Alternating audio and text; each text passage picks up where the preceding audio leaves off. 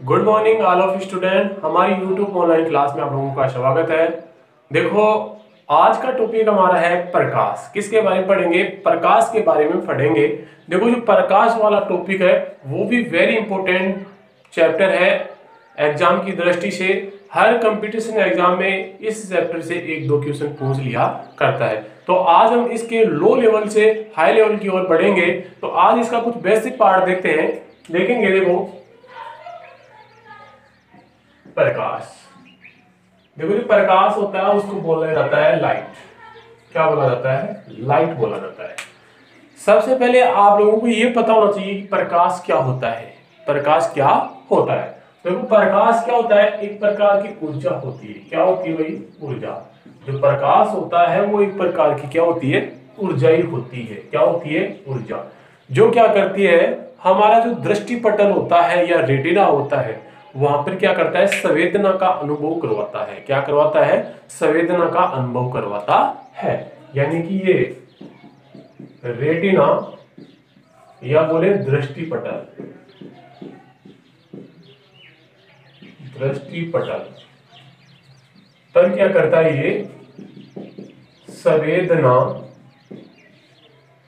संवेदना का अनुभव करवाता है। ध्यान देंगे, जो प्रकाश होता है वो एक प्रकार की क्या होती है? ऊर्जा होती है। क्या होती है? ऊर्जा होती है, जो हमारे रेटिना या दृष्टिपटल पर संवेदना का अनुभव करवाती है। अब देखो, सिद्धांतों के बारे में देख लेते हैं। प्रकाश से संबंधित जो सिद्धांत थे, क्या थे? सिद्धांत। ध्यान से देखेंगे, प्रकाश से संबंधित कुछ सिद्धांत दिए गए हैं। क्या दिए गए हैं? सिद्धांत दिए गए हैं, नियम दिए गए हैं प्रकाश से संबंधित। एक एक नियम के बारे में देखते हैं। देखो, पहला सिद्धांत प्रकाश के बारे में दिया गया था। प्रकाश का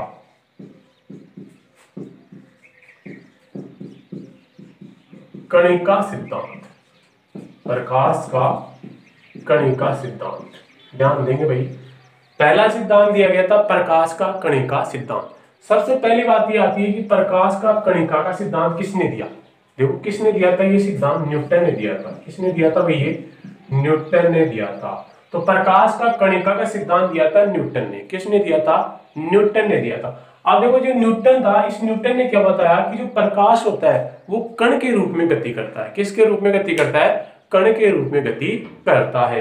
यानी न्यूटन ने बताया कि जो प्रकाश होता है वो कण के रूप में गमन करता है। लेकिन जो ये सिद्धांत दिया गया था प्रकाश का कणिका का सिद्धांत, इसके द्वारा देखो जो कुछ घटनाएं होती हैं, जैसे व्यतिकरण की घटना। किसकी? व्यतिकरण, ध्रुवण आदि घटनाओं को नहीं समझाया जा सका। देखो, प्रकाश का जो कणिका का सिद्धांत था वो न्यूटन ने दिया था। न्यूटन ने बताया था कि जो प्रकाश होता है वो कण के रूप में गति करता है। लेकिन इस सिद्धांत के द्वारा क्या होता है? कुछ घटनाएं होती है प्रकाश की, जैसे व्यतिकरण की और ध्रुवण की, इनकी व्याख्या नहीं की जा सकी। तो देखो, इसके बाद में जो दूसरा सिद्धांत दिया गया था वो दिया गया प्रकाश का तरंग सिद्धांत। क्या दिया गया? प्रकाश का तरंग सिद्धांत। देखो, जो प्रकाश का तरंग सिद्धांत था, सबसे पहली बात ये प्रकाश का तरंग सिद्धांत किसने दिया था? तो ध्यान देंगे, किसने दिया था भाई? हाइगेन ने दिया था। किसने दिया था? हाइगेन। प्रकाश का तरंग सिद्धांत किसने दिया था? हाइगेन ने दिया था। किसने दिया था? हाइगेन ने दिया था। अब देखो, हाइगेन ने क्या बताया कि जो प्रकाश होता है वो तरंग के रूप में गमन करता है। किसके रूप में? तरंग के रूप में। देखो, प्रकाश कण के रूप में गति करता है, ये बताया न्यूटन ने। किसने बताया? न्यूटन ने बताया। लेकिन प्रकाश तरंग के रूप में गमन करता है, ये किसने बताया? हाइगेन ने बताया। क्या बताया? हाइगेन। लेकिन देखो, जो प्रकाश का तरंग सिद्धांत था, इसके द्वारा भी प्रकाश की कुछ घटनाएं थी, उनकी व्याख्या नहीं की जा सकी। जैसे प्रकाश का विद्युत प्रभाव था। प्रकाश का विद्युत प्रभाव, विद्युत प्रभाव और एक कॉप्टन प्रभाव, कॉप्टन प्रभाव आदि की व्याख्या नहीं की जा सकी। देखो, इस सिद्धांत के द्वारा प्रकाश के विद्युत प्रभाव को नहीं समझाया जा सका और इस सिद्धांत के द्वारा कॉप्टन प्रभाव को नहीं समझाया जा सका। तो ये सिद्धांत में क्या था? फेल हो गया था। तो देखो दो सिद्धांतों के बारे में हमने जान लिया। तो प्रकाश का कणिका का सिद्धांत न्यूटन ने दिया था। इसमें बताया गया कि प्रकाश जो होता है वो कण के रूप में गति करता है, लेकिन इस सिद्धांत के द्वारा प्रकाश की कुछ घटनाएं थी जैसे व्यतिकरण और ध्रुवण आदि की व्याख्या नहीं की जा सकी। दूसरा सिद्धांत दिया गया प्रकाश का तरंग सिद्धांत, जो दिया गया था हाइगेन के द्वारा। इस सिद्धांत में यह बताया गया कि प्रकाश तरंग के रूप में गति करता है, लेकिन इस सिद्धांत के द्वारा भी क्या हुआ गया, इस सिद्धांत के द्वारा प्रकाश के विद्युत प्रभाव और क्वांटम प्रभाव को नहीं समझाया जा सका। इसके बाद में जो तीसरा सिद्धांत दिया गया, ध्यान से देखेंगे एक बार,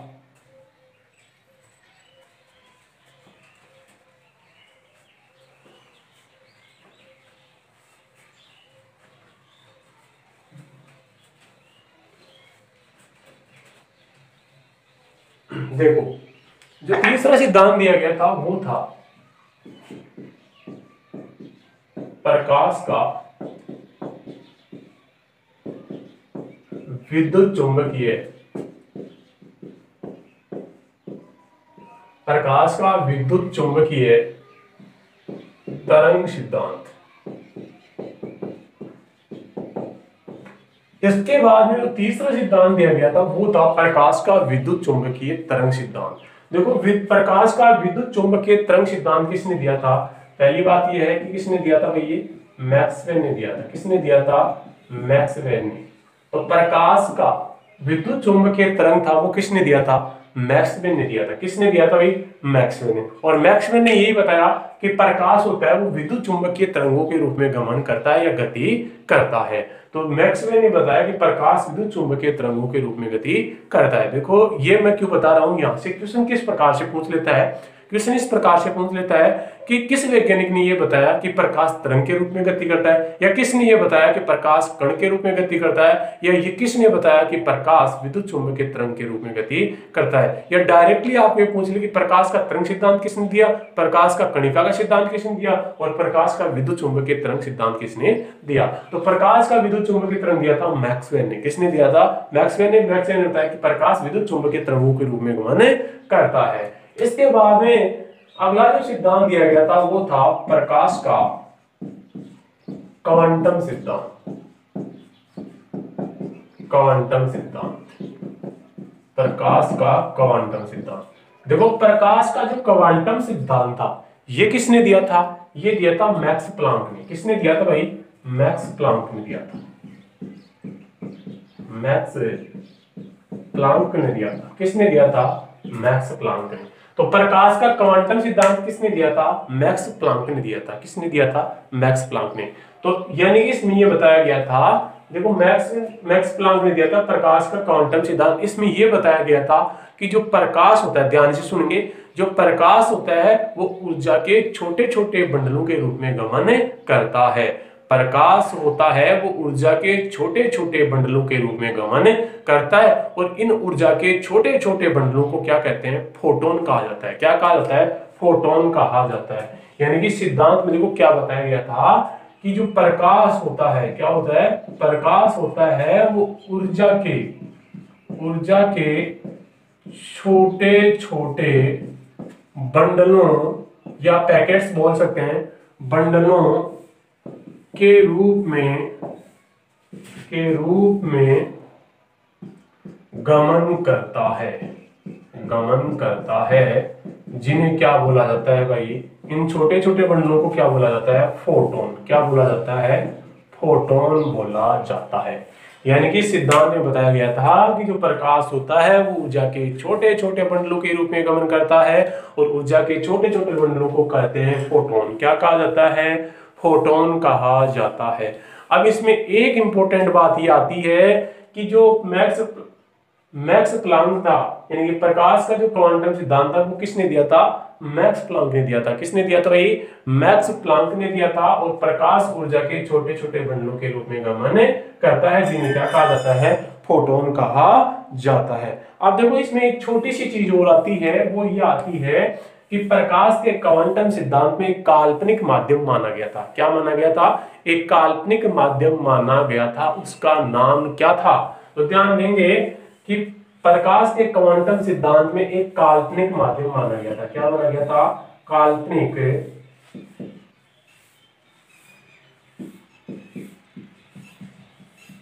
काल्पनिक माध्यम, काल्पनिक माध्यम माना गया था। उस काल्पनिक माध्यम का नाम था ईथर। क्या नाम था? ईथर। ध्यान दें कि ये भी क्वेश्चन वेरी इंपॉर्टेंट है कि प्रकाश के क्वांटम सिद्धांत में जो काल्पनिक माध्यम माना गया था उसका नाम क्या था? ईथर। क्या नाम था? ईथर था।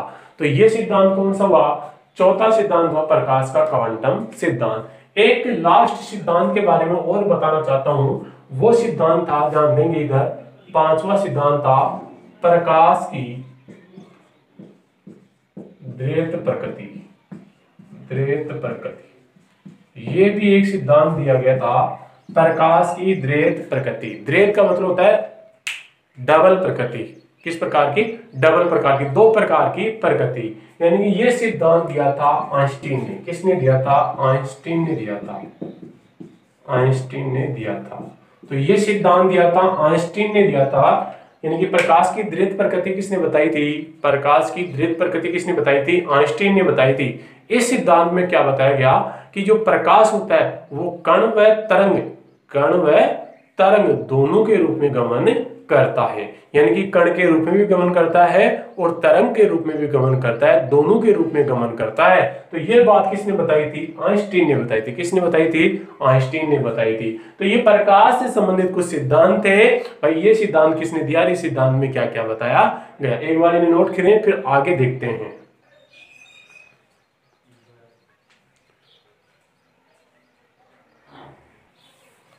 अब देखो आगे देखते हैं प्रकाश की चाल के बारे में। किसके बारे में देखेंगे? प्रकाश की चाल। देखो जो प्रकाश की चाल होती है, सबसे पहले प्रकाश की चाल के बारे में बताया था रोमन ने। किसने बताया था भाई? रोमन ने। एक वैज्ञानिक थे, उसका नाम था रोमन। क्या नाम था भाई? रोमन।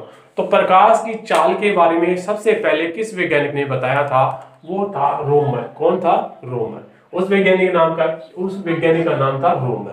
इसने देखो क्या बताया कि जो निर्वात होता है, क्या होता है? निर्वात होता है, उसमें प्रकाश की चाल, किसमें बताया था इसने?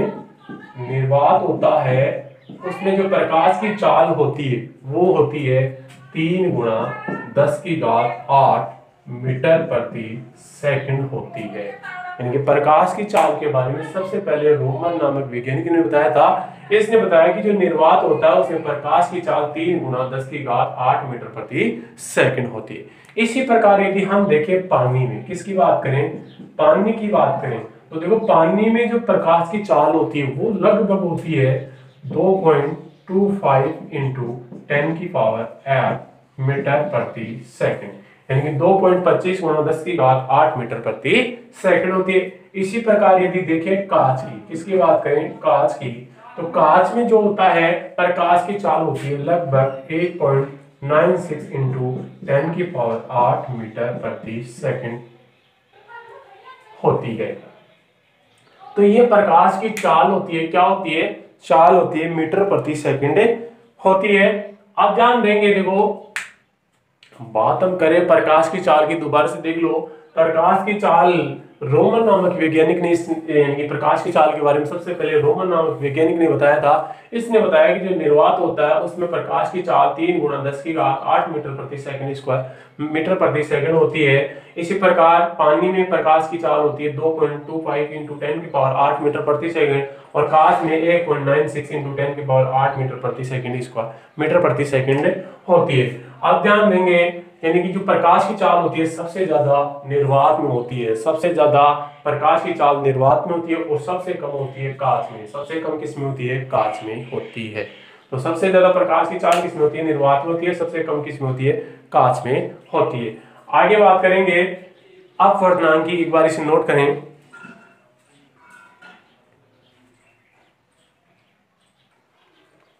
अब देखो देखेंगे अपवर्तनांक के बारे में। किसके बारे में देखेंगे? अपवर्तनांक।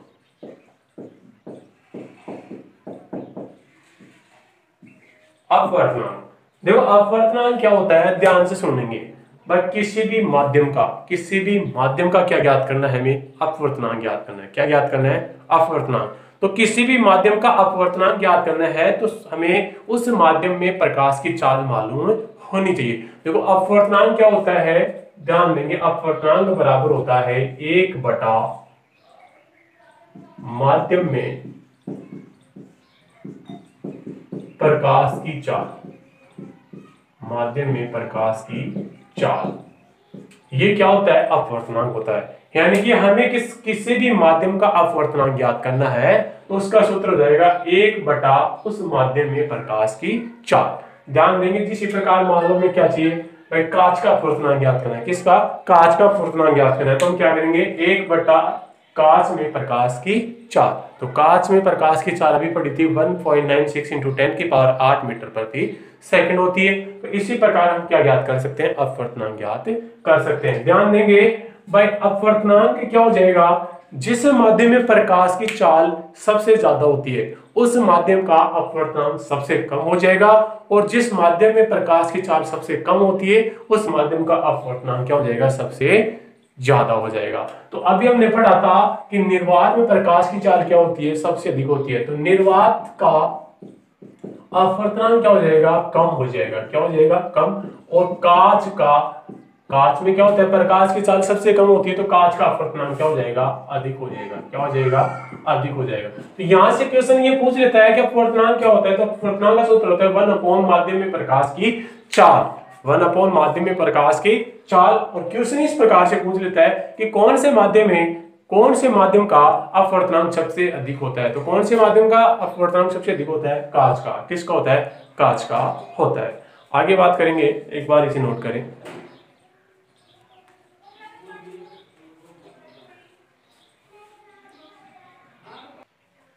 अब आगे देखेंगे, देखो आगे मैं कुछ एक डायग्राम बना रहा हूं, उस डायग्राम से कुछ क्वेश्चन आपको समझाऊंगा। देखो इस डायग्राम को समझना।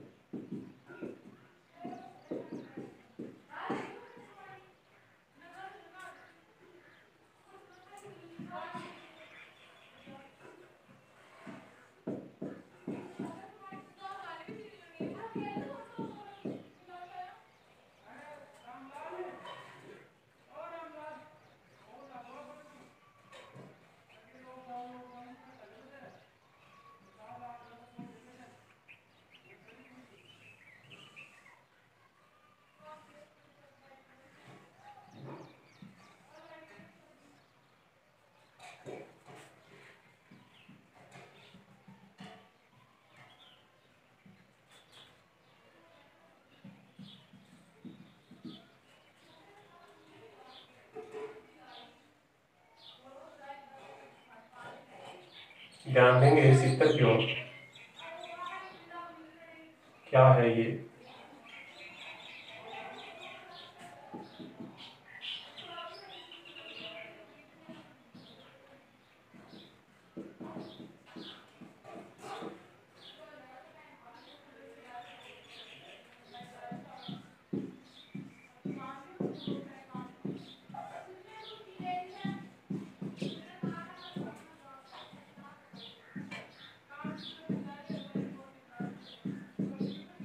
ध्यान देंगे, देखो ये क्या है? मान लो सूर्य है। क्या है? सूर्य है। अब जैसे सूर्य का प्रकाश पृथ्वी पर पड़ता है, कोई वस्तु पर पड़ता है यहाँ पे, तो पहला क्वेश्चन ये पूछ लेता है कि जो सूर्य का प्रकाश है, क्या है? सूर्य का प्रकाश है वो पृथ्वी पर पहुंचता है, कितने समय में पहुंचता है? तो ध्यान देंगे, सूर्य का प्रकाश पृथ्वी पर पहुंचता है 8 मिनट 19 सेकंड में। 8 मिनट 19 सेकंड में। यानी कि जो सूर्य का प्रकाश है वो पृथ्वी पर कितने मिनट में पहुंचता है? 8 मिनट 19 सेकंड में। यदि इनको सेकंड में पहुंचने में टोटल सेकंड कितनी, तो सेकंड में याद रख सकते हैं 499 सेकंड। कितने सेकंड होते हैं? 499 सेकंड। यानी कि सूर्य का जो प्रकाश है वो पृथ्वी पर 499 सेकंड या 8 मिनट 19 सेकंड में पहुंचता है। तो ये पहला क्वेश्चन हो गया। दूसरा क्वेश्चन है, देखो जैसे ही सूर्य का प्रकाश किसी वस्तु पर पड़ेगा तो यहां से देखो प्रकाश क्या हो जाएगा? परावर्तन होगा। कहां पे पड़ेगा? हमारी आंख पे पड़ेगा, और आंख से क्या होता है? वो वस्तु दिखाई देती है। तो यहाँ पे देखो मैंने दो चीज लिखी, एक तो प्रदीप्ति वस्तु और एक लिखा अप्रदीप्ति वस्तु। तो इन दोनों के बारे में हम समझेंगे कि प्रदीप्ति वस्तु किसे कहते हैं और अप्रदीप्ति वस्तु किसे कहते हैं। ध्यान देंगे इधर,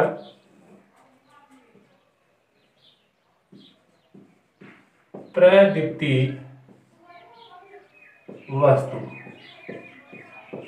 देखो प्रदीप्ति वस्तु क्या होती है, ध्यान देंगे, प्रदीप्ति वस्तु क्या होती है, ऐसी वस्तुएं जिनके पास स्वयं का प्रकाश होता है, ऐसी वस्तुएं जिनके पास स्वयं का प्रकाश होता है या स्वयं के प्रकाश से चमकती है। देखो जिनके पास स्वयं का प्रकाश होता है, किसी दूसरे का प्रकाश नहीं होता है, केवल स्वयं का प्रकाश होता है, तो वो वस्तु कौन सी कहलाएंगी, प्रदीप्ति वस्तुएं कहलाएंगी। जैसे मान लो सूर्य हुआ, क्या हुआ, सूर्य हुआ, तारा हुआ, क्या हो गई, सूर्य हुआ, तारा हुआ, ट्यूबलाइट,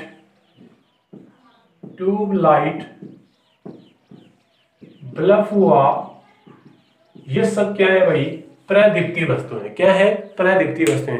देखो सूर्य है, सूर्य के पास स्वयं का प्रकाश है, वो चमकता है। तारा है, तारे के पास क्या होता है, स्वयं का प्रकाश होता है, वो चमकता है। इसी प्रकार हमारी ट्यूबलाइट है, टॉर्च है, ये भी क्या, इनके पास प्रकाश है, तो वो क्या करती हैं, चमकाती हैं और दूसरी वस्तुओं को दिखाई दिवाती हैं। तो ये सब क्या है, प्रदीप्ति वस्तुएं कहलाती हैं। प्रदीप्ति वस्तुएं जिनके पास स्वयं का प्रकाश होता है। दूसरी वस्तु ये है अप्रदीप्ति वस्तु। अप्रदीप्ति वस्तु क्या होती हैं, ऐसी वस्तुएं जिनके पास स्वयं का प्रकाश नहीं होता है। ऐसी वस्तुएं जिनके पास स्वयं का प्रकाश नहीं होता है, तो वो कौन सी कहलाएंगी, अप्रदीप्ति वस्तुएं कहलाती हैं। जैसे ध्यान देंगे, ग्रह हुआ, क्या हुआ, ग्रह हुए, उपग्रह हुए, उपग्रह, या कोई दीवार हुई, क्या हुई, दीवार हुई। तो ये सब क्या है भाई, अप्रदीप्ति वस्तुएं। क्या है, अप्रदीप्ति वस्तुएं। देखो आपने कई बार देखा है क्या कोई दीवार ऐसी चमकती है क्या, चमकती है क्या, नहीं चमकती। लेकिन यदि उसी दीवार पर कोई लाइट डालें, क्या डालें, लाइट डालें या फोकस डालें, तो वो दीवार क्या हो जाती है, चमकने लगती है। क्या करने लगती है, चमकने लगती है। यानी कि वो स्वयं के प्रकाश से नहीं चमक रही, दूसरे के प्रकाश से क्या हो रही है, चमक रही है। तो वो कौन सी वस्तु कहलाएगी, अप्रदीप्ति वस्तु। क्या कहलाएगी, अप्रदीप्ति वस्तुएं कहलाती हैं। अब यहां से देखो अगला क्वेश्चन ये बनता है कि ध्यान देंगे, अप्रदीप्ति वस्तुएं प्रदीप्ति वस्तुओं के